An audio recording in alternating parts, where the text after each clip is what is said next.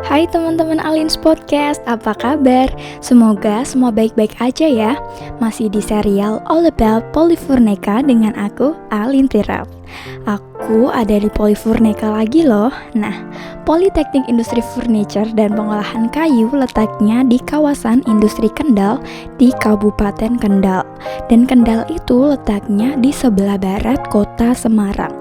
Nah, di episode ini aku bakal berbincang-bincang dengan Bapak Yogi Akbar selaku Ketua Program Studi Manajemen Bisnis Industri Furniture atau MBIF. Aku merasa sangat terhormat diberi kesempatan berbincang-bincang dengan Pak Yogi. Nah, kali ini aku dan Pak Yogi akan membahas mengenai keistimewaan dari Prodi Manajemen Bisnis Industri Furniture dibandingkan dengan manajemen-manajemen yang lainnya, program magang, penerimaan mahasiswa baru, tips PMB, dan lain-lain. Oh iya, ada pesan juga loh dari beliau untuk teman-teman mahasiswa MBIF.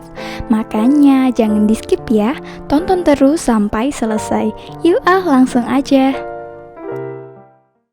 Assalamualaikum warahmatullahi wabarakatuh, Pak Yogi. Waalaikumsalam warahmatullahi wabarakatuh. Alin. Apa kabar, Pak?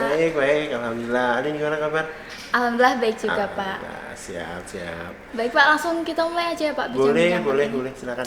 Untuk mengawali perbincangan, mungkin Pak Yogi bisa say hello, memperkenalkan diri dengan teman-teman Alin Podcast, Pak. Oke, terima kasih. Teman-teman Alin Podcast ya, saya Yogi Akbar dari Politeknik Industri Furniture dan Pengolahan Kayu. Di sini saya diberi kepercayaan sebagai Ketua Prodi Manajemen Bisnis Industri Furniture.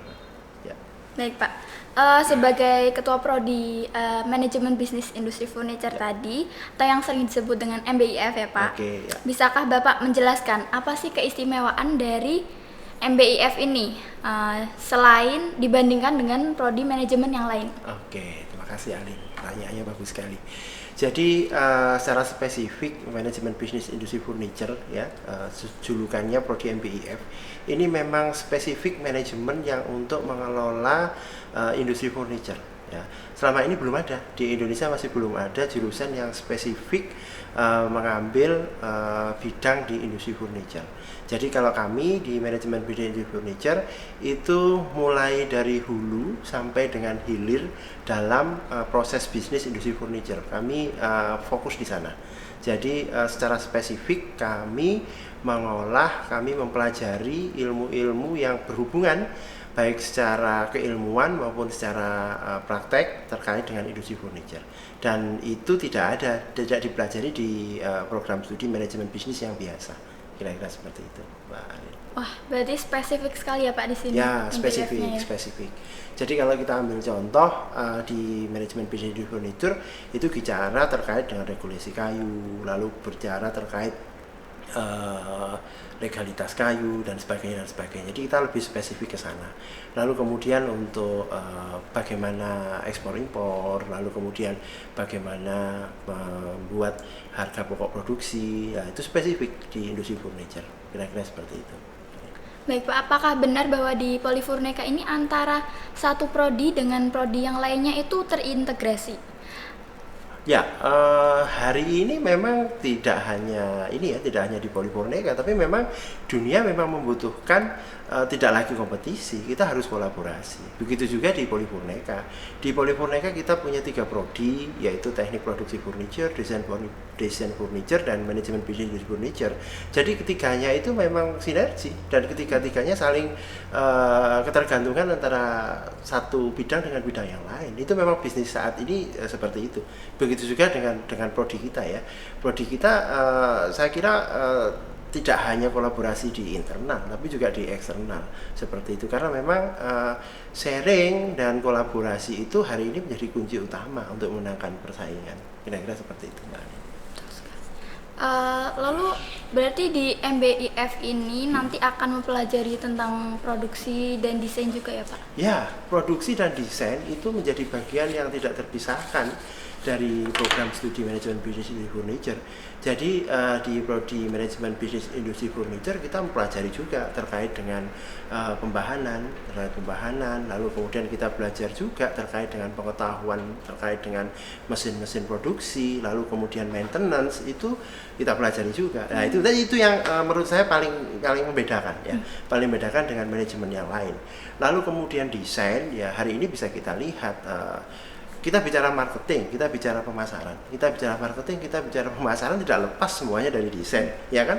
Desain poster, video butuh bumper ya, video butuh running tag dan sebagainya. Dan pemasaran hari ini tidak bisa bicara terkait pemasaran di manajemen, hari ini tidak bisa lepas dari desain. Kira-kira seperti itu.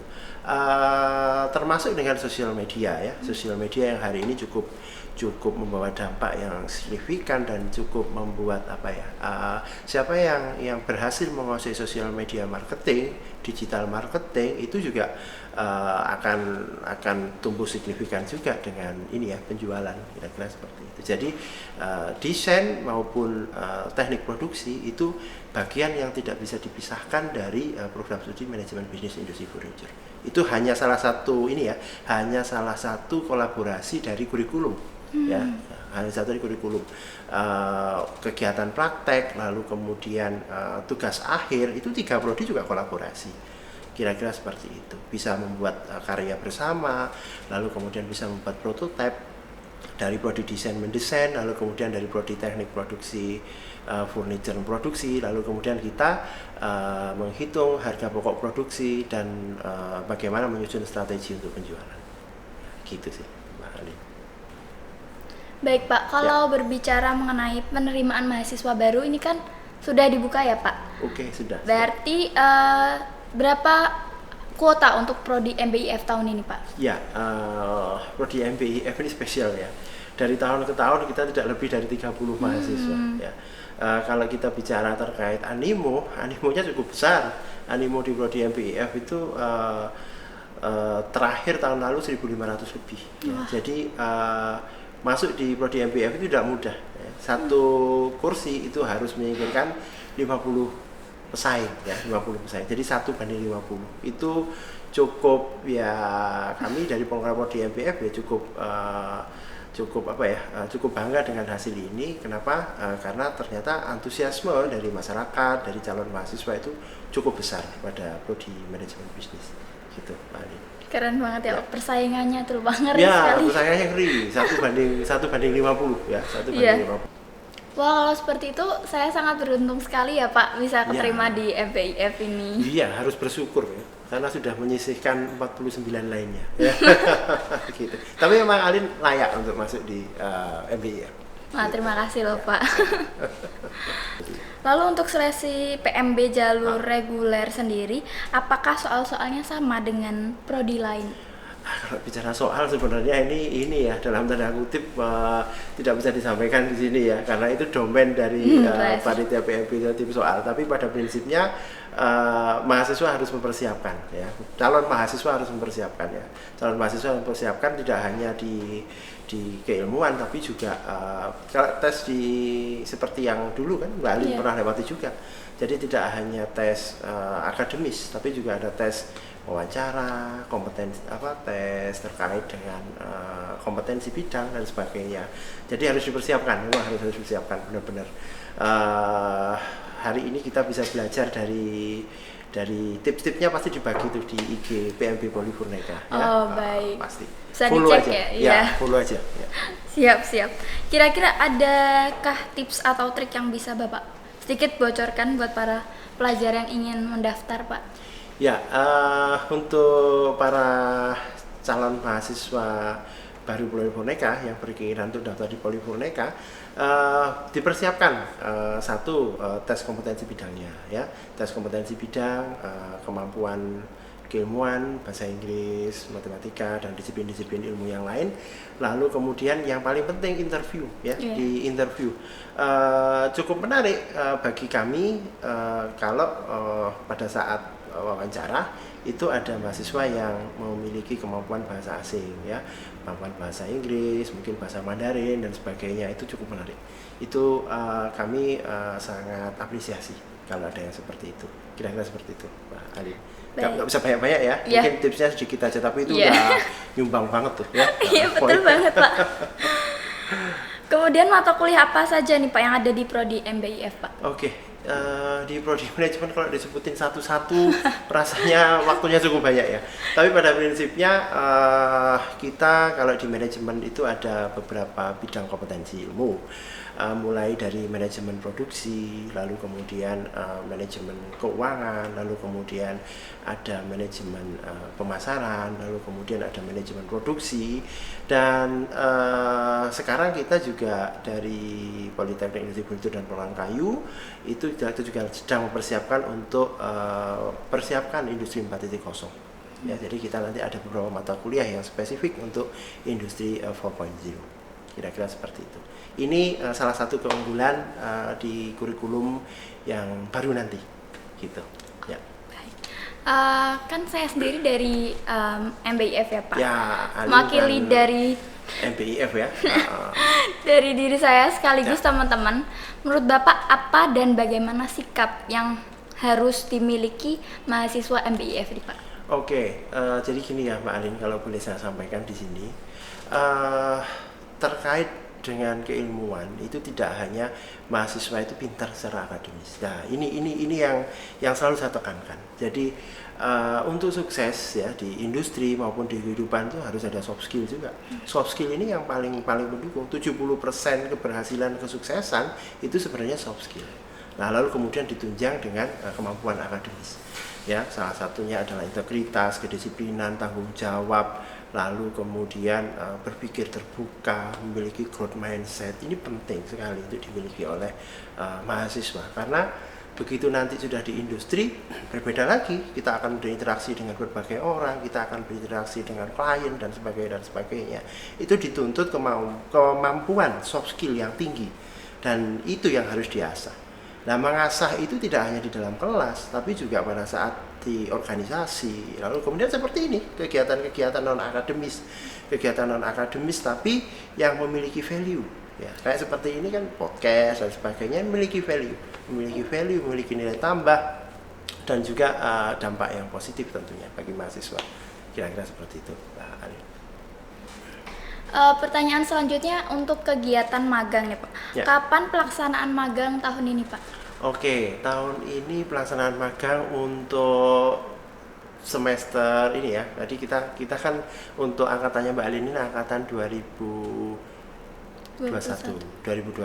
Jadi untuk 2021 nanti pelaksanaan magangnya pada saat di semester 4. Ya, pada saat di semester 4.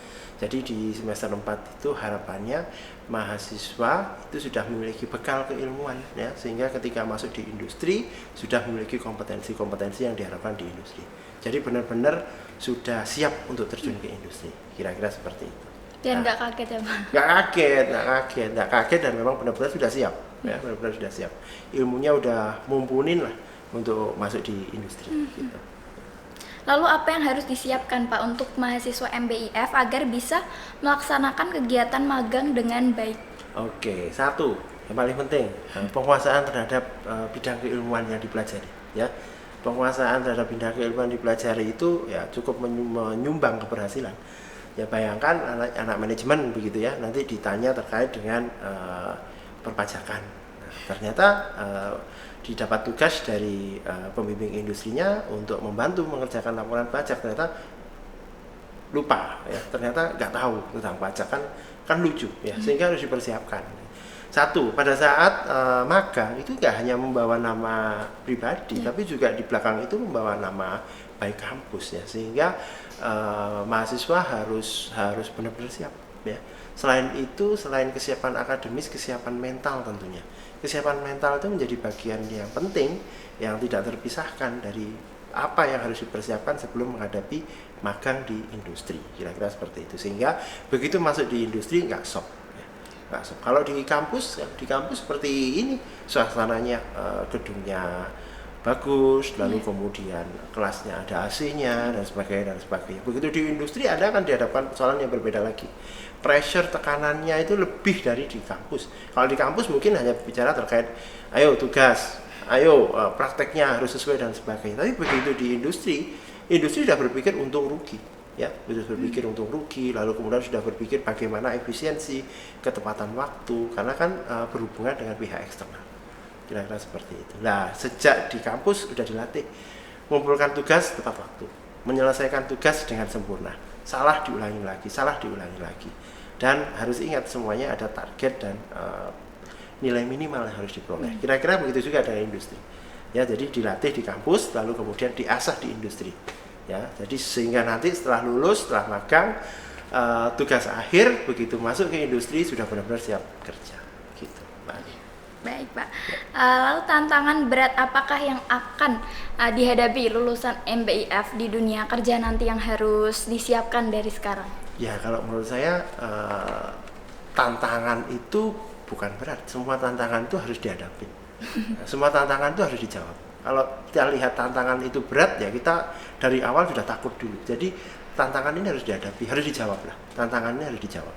Dijawab dengan apa? Ya dijawab dengan satu, tekad yang kuat. Lalu kemudian dijawab dengan semangat, etos kerja yang tinggi.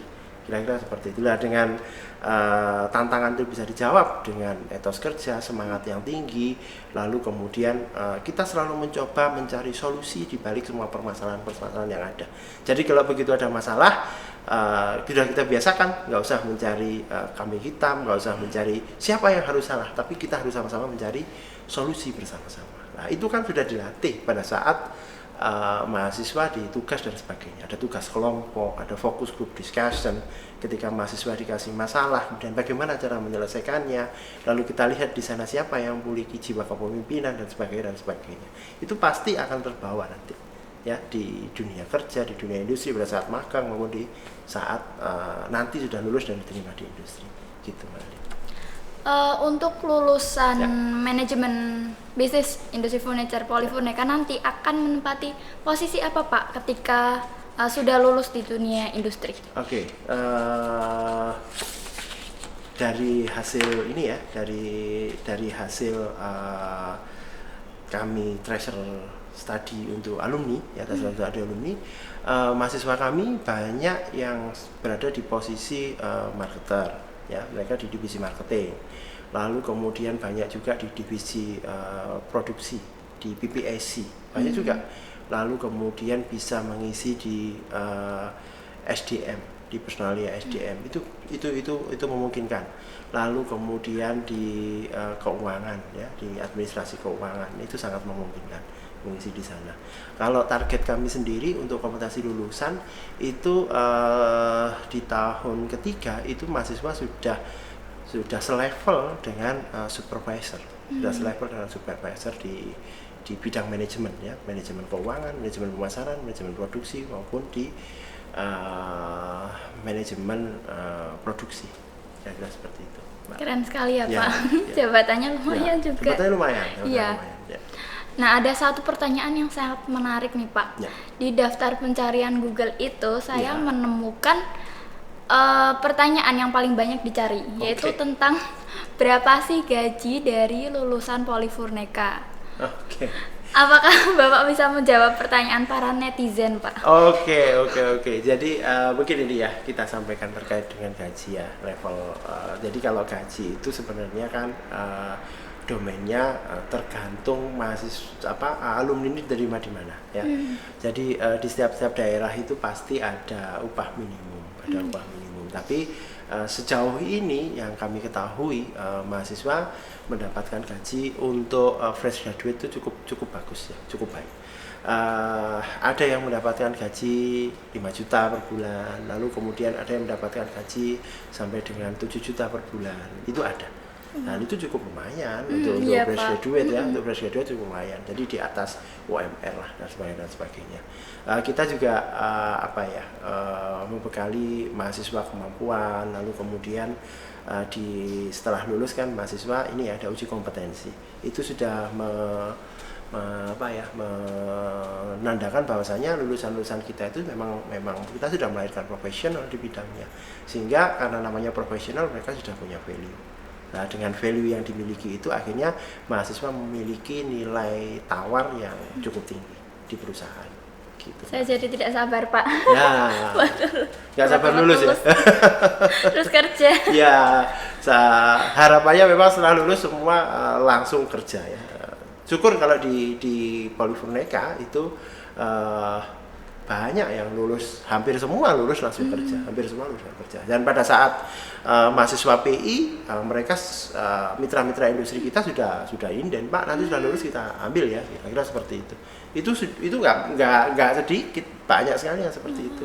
Gitu di prodi manajemen cukup baik ya seperti itu juga. Jadi mahasiswa masih praktek industri, lalu kemudian konsultasi dengan dosen pembimbing, kemudian tanya, Pak ini kami diperpanjang Pak untuk praktek industri, lalu kemudian kita diminta langsung kerja Pak, padahal kami belum lulus Pak, kira-kira seperti itu.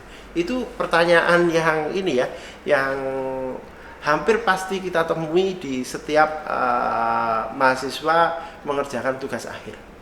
Ya, jadi katakan mahasiswa kami sudah inden, gitu. Dan begitu lulus langsung short out. Kira-kira seperti itu. Ya, langsung short out.